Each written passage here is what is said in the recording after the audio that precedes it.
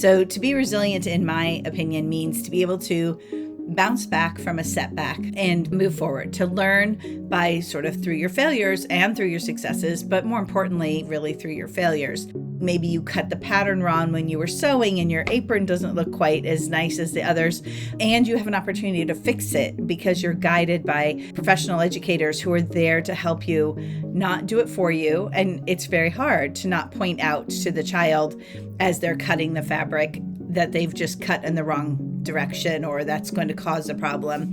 The same with the woodshop teacher. They have to really kind of put their hands behind their backs. It's not going to be the end of the world if the birdhouse is a little crooked. It's not going to be the end of the world if the apron is really not the right size. But those are times in which you learn, right? Perhaps your science project did fail, but maybe you learned along the way that there are multiple ways to test the temperature of something. Or maybe you learned along the way you were measuring it with the wrong type of measurement. You're probably going to have learned a lot more about science and about your project than if you just threw up your arms and gave up and said, well, never mind, my project didn't work, I'm not presenting. At our school, we work to mastery. And so mastery means we're getting a certain, we say 90% to 95% correct.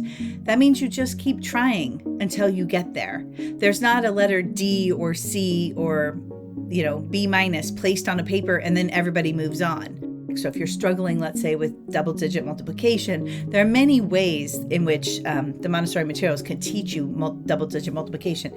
Perhaps you have a different learning style than someone else. Maybe you are going to learn your multiplication tables a different way.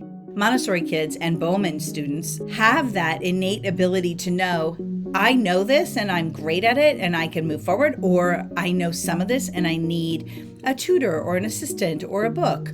And so they know how and when to get the help they need.